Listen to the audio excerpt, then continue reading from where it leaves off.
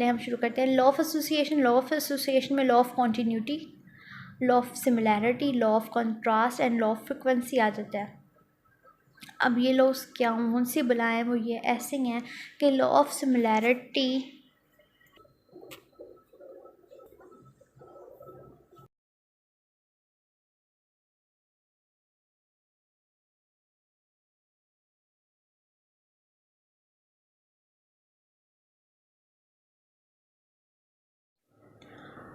Law of similarity में हम ये चीज़ है कि if we are thinking about one thing then that triggers our thought about that similar things.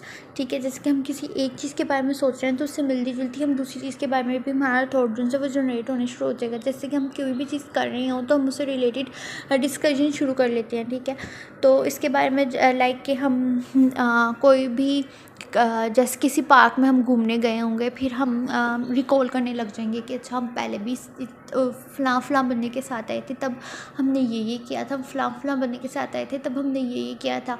कि वो सिमिलैरिटी एक्सपीरियंस सिमिलर हो गया ना, एक्सपीरियंस के बेस पे हमने सिमिलैरिटी जनरेट की। इस तरह अगर हम देखें तो केक्स की सिमिलैरिटी देख लेते हैं। हमने फ़लाँ बेकर से केक खाया था, ऐसा था, इस फ्लेवर का केक फ़लाँ बेकर से ज़्यादा अच्छा है।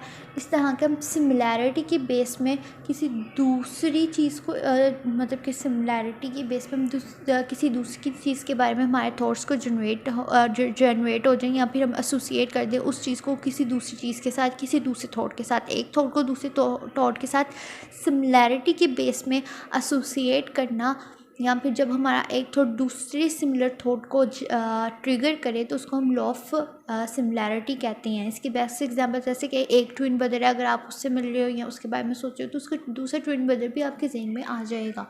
क्यों? सिमिलैरिटी के बेस में किसी एक ट्विन ब्रदर को देखोगे दूसरा ट्विन ब्रदर याद आ जाएगा, सिमिलर है ना दोनों, तो इसलिए सिमिलैरिटी की बेस में सिमिलैरिटी जनरेट हो जाएगी। Law of contiguity. Law of contiguity में the thought that triggers are thoughts के एक on the time and space, on the base of time and space. जैसे कि अब आप खाना देख रहे हो, खाना बनता हुआ देख रहे हो तो आपका खाने का दिल करता है। ठीक है, आप खाने के बारे में सोचते हो। इस तरह कि एक चीज़ हो रही है तो आप उस चीज़ से लिंक्ड दूसरी चीज़ के बारे में सोच रहे हो। लाइक अब आप चाय बना रहे हो तो आप फिर चाय कहाँ पे बैठ के पीनी है वो सोच रहे हो। ठीक है, अब आप बैठे हो, अब मैंने चाय पीनी है, फिर मैंने ये करना है, फिर मैंने ये करना है, फिर मैंने ये करना है। एक कॉन्टीन्यूटी, एक सर्कल चला रहे हो, कॉन्टीन्यूटी, एक थॉट्स को अपने दोहरा रहे हो, अपने वही कहते हैं ना अपने जहन के घोड़े के पता नहीं क्या अक्ल के घोड़े दोहरा रहे हो, उस चीज़ को लॉ ऑफ कॉन्टिग्यूटी कहेंगे। जैसे कि अब आप चाय कॉफ़ी बनाना चाह रहे हो तो आप सॉसर मतलब जिसमें चाय बनानी है या कॉफ़ी बनानी है उसके बारे में सोचोगे। फिर आप कौन सी कॉफ़ी डालनी है, कैसी कॉफ़ी बनानी है, वो सारे प्रोसेस के बाद कहाँ बैठ के पीनी है, किसके साथ पीनी है, क्या बात करनी है, कैसे खानी है, वो चीज़ें। ठीक है, उसके बाद लॉ ऑफ कंट्रास्ट हो गया। लॉ ऑफ कंट्रास्ट के एक चीज़ का थॉट उसके ऑपोजिट के उसके बिल्कुल ऑपोजिट को ट्रिगर करे। लाइक कि आप बहुत खुश हो तो आपको याद आता है फ़लाँ टाइम फ़लाँ ने मेरे साथ ज़्यादती कर दी थी, ये चीज़ हो गई। ठीक है, जैसे कि आप सबसे बड़े, अच्छा माशाल्लाह से हमारे ख़ानदान में उसका कद सबसे बड़ा है, फिर फ़लाँ तो गिट्ठा ही रह गया। ठीक है, इस तरह कि जब आप एक चीज़ के बारे में बात कर रहे हो फिर डायरेक्ट उसके बिल्कुल ऑपोजिट के बारे में बात करो। फ़लाँ चीज़ हांडी बड़ी सोहनी बनी थी, कि बड़ी अच्छी हांडी बनी थी, या फ़लाँ रेस्टोरेंट का खाना बड़ा अच्छा है, फ़लाँ दिन हांडी बड़ी बुरी बनी थी, या फ़लाँ रेस्टोरेंट का खाना बिल्कुल अच्छा नहीं है, यहाँ का पिज़्ज़ा बड़ा अच्छा, फ़लाँ का पिज़्ज़ा तो ज़रा अच्छा नहीं था। ये चीज़ें कि जब आप चीज़ों को आपस में कंट्रास्ट के एक चीज़ जो सी है उसको दूसरी ऑपोजिट चीज़ से कंट्रास्ट जनरेट कर रहे हो तो उसको हम कहते हैं लॉ ऑफ कंट्रास्ट। ठीक है, इसमें भी हमने दो ऑपोजिट चीज़ों को वो दो ऑपोजिट चीज़ों को एसोसिएट किया। कॉन्टिग्यूटी में हम लोगों ने जिनसे एक प्रोसेस को एसोसिएट किया कि एक चीज़ करनी है तो दूसरी चीज़ को उसके साथ एसोसिएट कर दिया। एक स्टेप में हमने नेक्स्ट स्टेप को आपस में एसोसिएट कर दिया। लाइक कि आपको याद होगा वो ड्राइंग होती थी, ड्राइंग जिसमें घोड़ा बनना होता था उसके 1 2 3 4 5 6 पॉइंट्स बने डॉट्स बने होते थे। उन डॉट 1 पॉइंट को 2 के साथ मिलाना था, 2 को 3 के साथ पॉइंट को मिलाना था, 3 पॉइंट को 4 के साथ मिलाना था। तो फिर जब हम पॉइंट्स आपस में मिलाते रहते थे नंबर्स की बेस पे तो हमारा घोड़ा बन जाता था। ठीक है, तो ये कॉन्टिग्यूटी लॉ भी ऐसा ही है। ठीक है, लेकिन इसमें हम ज़रा थॉट्स की बात कर रहे हैं तो हमने थॉट्स को इस तरह डॉट्स की तरह जोड़ते हैं आपस में, तो वो लॉ ऑफ कॉन्टिन्यूटी हो गया। लॉ ऑफ सिमिलैरिटी कि हमने दो सिमिलर चीज़ों को आपस में एसोसिएट किया हुआ है। लॉ ऑफ कंट्रास्ट कि हमने दो ऑपोजिट चीज़ों को आपस में एसोसिएट करते हैं। तो लॉ ऑफ फ्रिक्वेंसी है, कोई भी फ्रिक्वेंट एक्सपीरियंस हो उसको हमने आपस में एसोसिएट किया हुआ है। लाइक कि जैसे कि अगर आप चाय और बिस्किट आपस में खाते हैं और आपको खाते खाते खाते खाते महीना 2 महीना 3 महीना फिर साल, साल से 2 साल, फिर 4 साल, फिर 5-6 साल गुजर गए हैं। अब आपका वो बिस्किट और चाय का एक रिलेशनशिप एसोसिएट हो गया है फ्रिक्वेंसी की वजह से। फ्रिक्वेंसी के बहुत बार ऐसा हो गया इस वजह से। ठीक है, कोई भी चीज़ जो फ्रिक्वेंसी बेस हो जाए मतलब बार बार बार हो जाए तो फिर वो भी आपस में एसोसिएट हो जाती है। लाइक कि आप किसी पार्टी में जाए, एक बार आपके कलेश डला या लड़ाई वगैरह हुई जो भी हुआ, फिर आप दूसरी बार पार्टी में जाओ फिर भी डला, तीसरी बार जाओ फिर भी हुआ, कोई ना कोई लड़ाई हो गई, कोई ना कोई मसला हो गया, फिर आप कहते हो तो लाई मैं तो पार्टी में जा ही नहीं रही, जब भी मैं जाती हूँ कोई ना कोई मसला हो जाता है, मैं नहीं जा रही। यहाँ पे भी क्या हो गया, फ्रिक्वेंसी बेस एक एसोसिएशन क्रिएट होगी पार्टी एंड बैटल के दरमियान। ठीक है, उसके बाद फिर आ जाती हैं हमारा मेमोरी एंड ड्रीम। खैर मेमोरी हो गया, ड्रीम और हैप्पीनेस आ जाता है। तो अब हम बात करते हैं ड्रीम के बारे में। तो एरिस्टोटल कहता है कि जो से हमारे ड्रीम्स होते हैं ना वो हमारे पास एक्सपीरियंसेस की इमेजेस होती हैं। तो जब हम सो रहे होते हैं जिनसे हमारे पास एक्सपीरियंसेस होते हैं वो हमारे माइंड के दरमियान हमारे इनसाइड और बॉडी आउटसाइड द बॉडी या कुछ भी किसी भी वजह से हमारे जो से पास्ट एक्सपीरियंसेस होते हैं या फिर इवेंट्स होती हैं वो स्टिमुलेट होते हैं सोते हुए हमारे इनसाइड या आउटसाइड ऑफ द बॉडी। कुछ इवेंट्स जो उनसे वो स्टिमुलेट होते हैं जिसकी वजह से हमें वो पास्ट एक्सपीरियंसेस ख्वाब में आते हैं। ठीक है, और हमें याद नहीं होता क्योंकि वो कहीं ना कहीं गुम गए होते हैं और वो जब स्टिमुलेट होते हैं हमें लगता है कोई अनोखी सी चीज़ आ गई हमसे मिलने।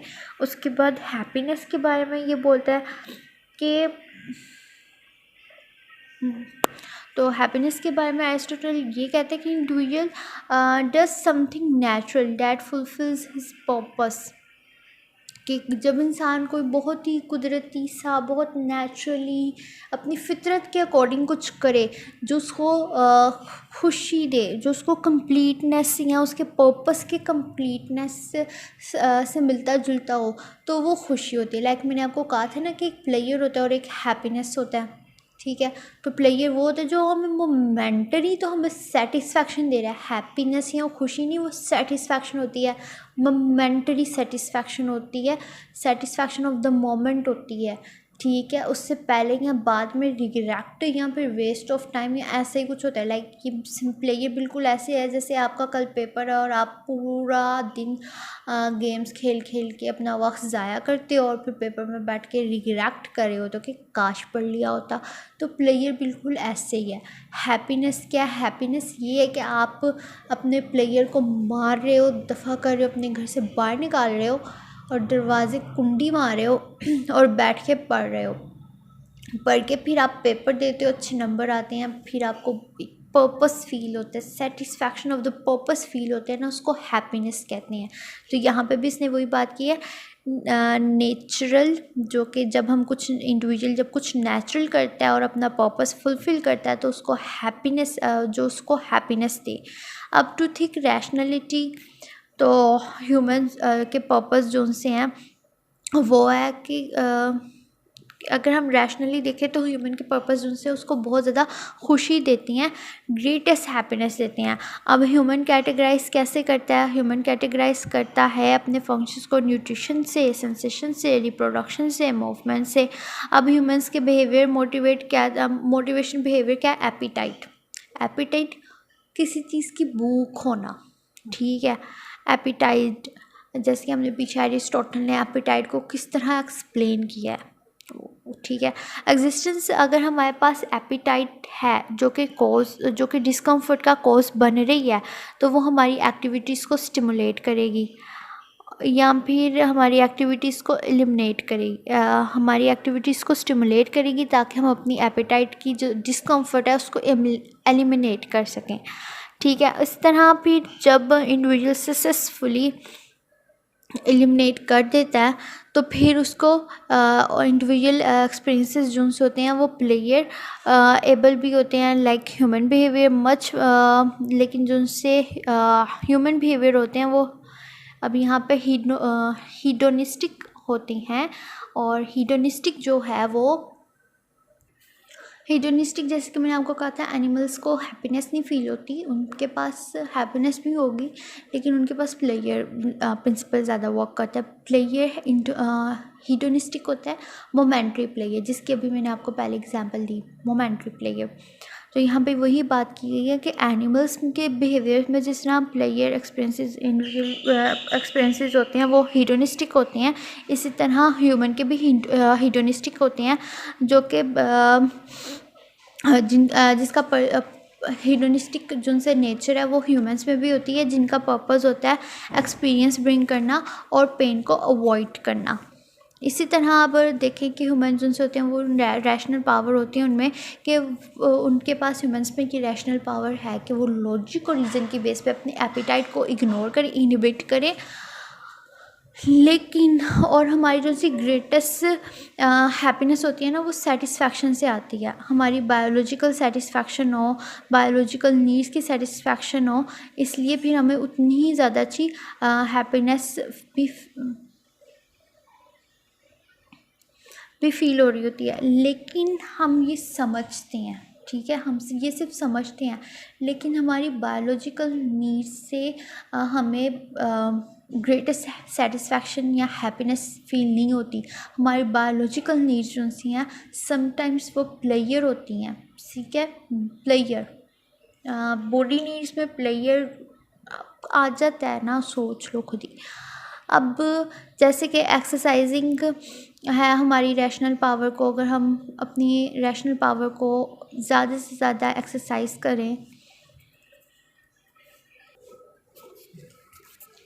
अब इसमें ये जैसे कि हम अभी बात कर रहे थे तो वो ये कहते हैं कि अगर इंसान अपनी रैशनल पावर्स को एक्सरसाइज करे तो उसमें इतनी एबिलिटी आ जाती है, इतनी एबिलिटी आ जाती है कि वो अपने प्लेयर को या फिर मोमेंट्री जो सी उसके एपिटाइजिंग होती हैं या एपिटाइट होती है उसको इनहिबिट कर सके। जैसे कि हमने ऊपर भी बात की कि उसने रैशनल पावर्स में, थॉट्स में इतनी पावर होती है कि वो इनहिबिट कर सके उसकी एपिटाइट को। तो यहाँ पे फिर वो आगे बात करते हैं कि काफ़ी ज़्यादा जो सी ह्यूमंस हैं वो अपने प्लेयर और पेन प्रिंसिपल से अपने प्लेयर एंड पेन प्रिंसिपल जो सा होता है वो गवर्न होता है उनके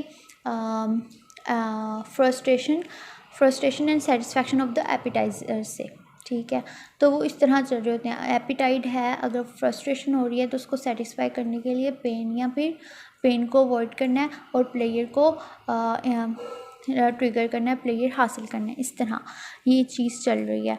तो वो यही बात करते हैं कि अक्सर कॉन्फ्लिक्ट इस चीज़ में भी जनरेट होता है इमीडिएट सेटिस्फैक्शन ऑफ एपिटाइट, कि इमीडिएट सेटिस्फैक्शन ऑफ एपिटाइट ज़्यादा ज़रूरी है अपने रैशनल गोल्स को हासिल करने के तौर पे।